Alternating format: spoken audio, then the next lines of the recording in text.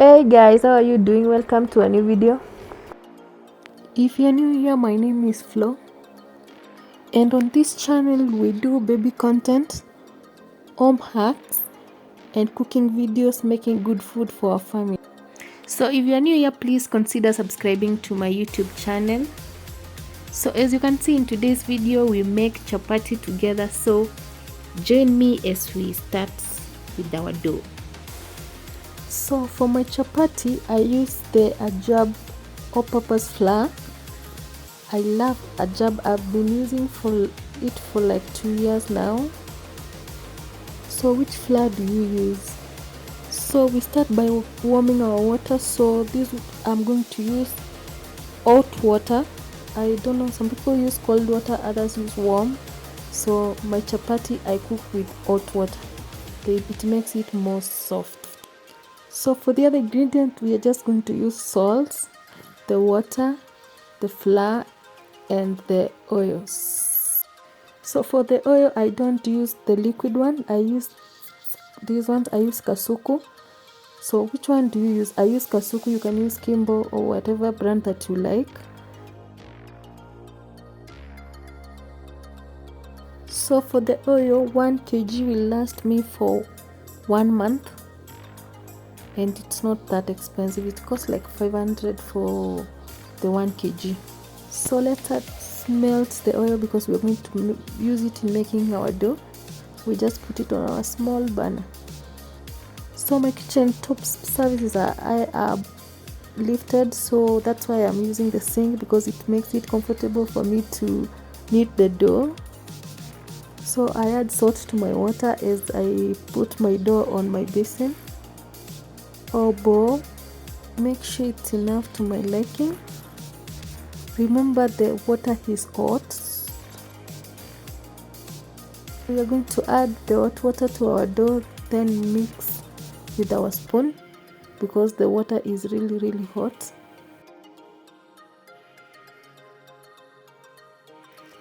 Add a reasonable amount of water to your dough. Usiweke mingi at once, as we mix it with our spoon because it's hot, as I said. As we continue mixing, the water becomes less hot and more warm because the flour, of course, is cold.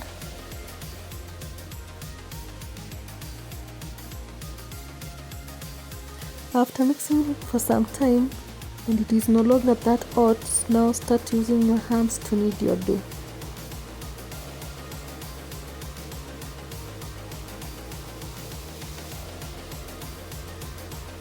Add the flour as you need. So as the price is right, so how many times do you make chapati in a month for your family? Or chapati is an everyday thing? Knead until the flour doesn't stick to your hands anymore. So many people find the kneading of the dough, this process, as the hard part of making chapati. So what makes it hard for you to make chapati for your family? Please share on the comment section. So with chapati, you have to practice on how to make it. So as the more you practice, the more you become good at making it. Remember to watch this video to the end because I have a hack at the end of this video for you to try in your kitchen. So as you can see, our dough is coming on well. It is not sticking to my hands anymore. So I have kneaded my dough with cold water, warm water, and hot water, and I find the hot water giving me better results. Now I add my oil to my dough. The oil helps it to soften more and be well kneaded. So for your chapati, which kind of water do you use and how are your results? Do you struggle making your chapatis, or you make them so easily with the temperature of the water that you use? So with your oil, make sure you use the fist It helps the oil to mix well with your dough. So after kneading for like 3 minutes, our dough is ready. You can taste it by holding it. When it goes back to the shape it was, that means your dough is ready. So we are going to let it rest for like 3 to 4 hours. Use a clean film to cover it. So after around 4 hours, it's time to start rolling our dough. So this is my working space. So where do you cook your chapati from? People use tables, stools. I find this space very comfortable for my chapati. And I'm using my heavy rolling pin. So I make around 4 round pieces of my dough and they are ready for roll. So this is how you roll your dough. So the dough is really soft, so it's so easy for me to roll it. So you can apply your oil with your hands, a brush or a spoon, just the way you like it. So what do you use to cut your dough after you apply your oil?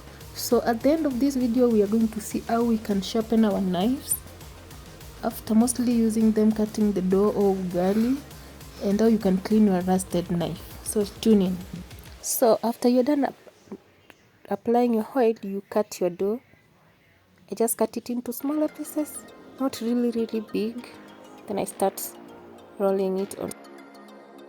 So this is how I fold my chapati to get the layers. So how do you do yours? So as you can see, my arm is tucking the chapati in as I go round. So there you go. There goes my piece. So I have folded several, I think I cooked 9 or 10 pieces.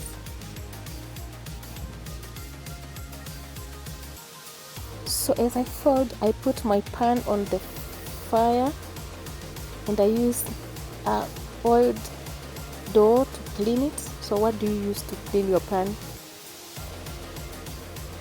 This one makes it so clean. My mom taught me how to do this.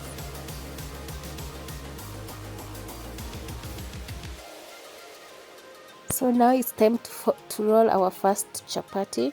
So this is usually always a struggle to many people, but you don't have to figure out the shape, provided the dough is well kneaded and you're going to cook your chapati well. So you will learn through the process. So this is how I do it, really fast, because the dough is really kneaded well. Make sure it has some uniformity so that you don't have some thinner places and other places are so large. Remember, when you are rolling, the flour plays a bigger part to make sure that your chapati doesn't stick to your stool or your working space. So we are done rolling this one. As you can see, it's an shape. So that's how you pick it up. Our pan has heated, so you place it on your pan gently.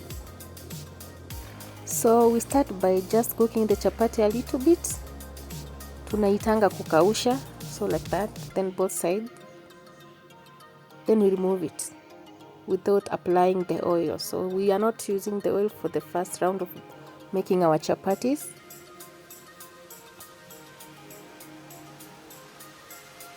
So they are a bit cooked, but not fully. So we are going to do this for our pieces.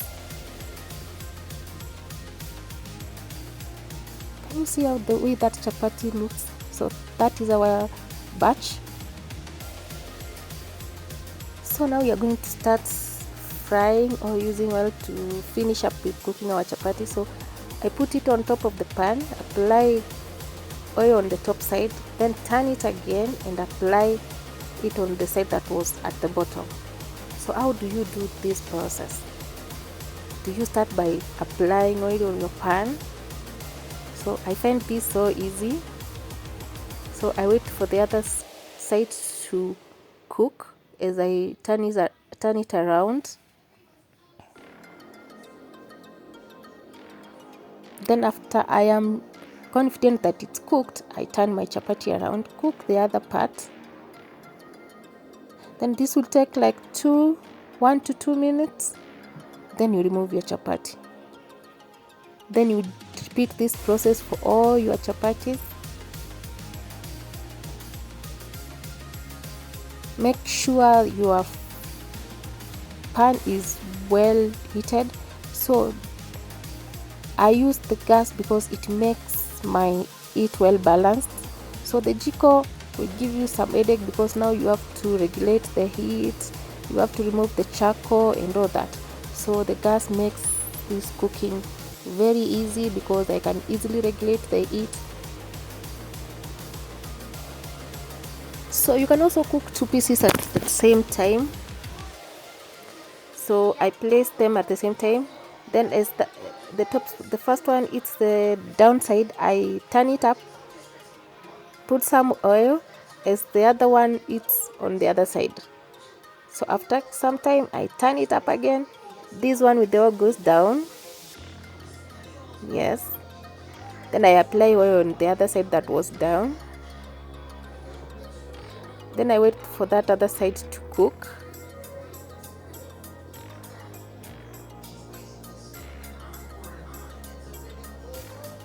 Turn it down. Then turn this chapati that has cooked one side up. Apply the oil on this side. Remember the other side is still cooking.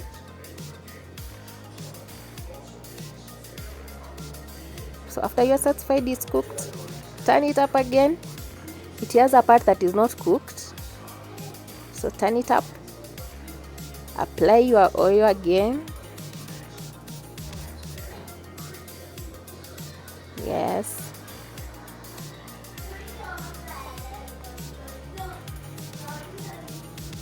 Remember to rotate them around so that they don't burn. So this is the first one to be cooked, so we are going to remove it. As you can see, it's cooked. So we remove it and we remain with the second one. Now it cooks on the last side. So that, guys, that's how you cook your 2 chapatis at the same time. So there you go, the second one is done.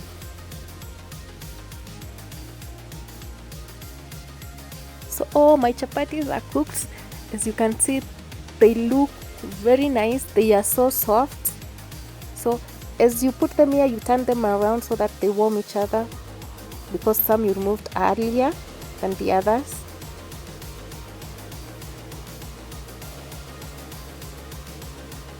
So there you go, I put them on my plate. So what axe do you use when making chapati to make your chapati soft? So as you have seen, for me it's the type of oil. I use the solid oil and the hot water.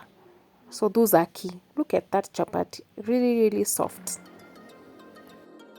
So to the next part of this video, I'm going to show you how I'm going to clean this rusted knife of mine.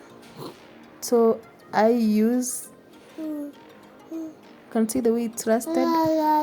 So we are going to use vinegar. You can use lemon, you can use salt. So this is the vinegar that I'm going to use. It's one that I had.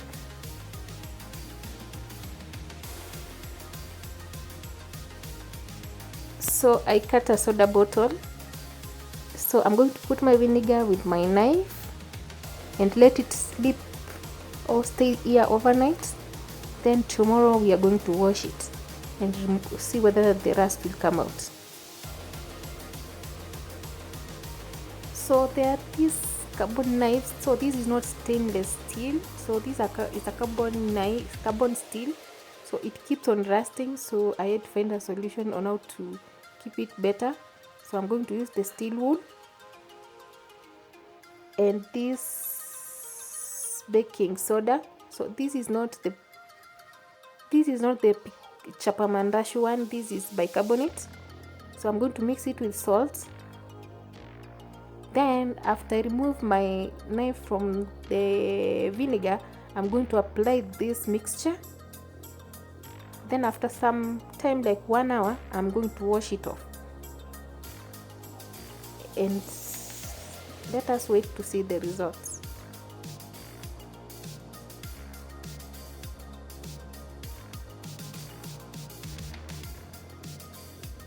So this baking soda, you can use it for so many things in your kitchen. So that is how our knife looks after we have washed off the baking soda, the salt, and the vinegar. So make sure you scrub it completely. So now use your steel wire to scrub the surface of your knife.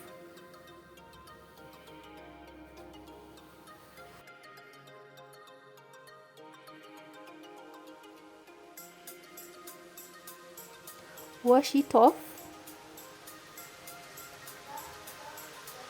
and our knife is clean, as you can see.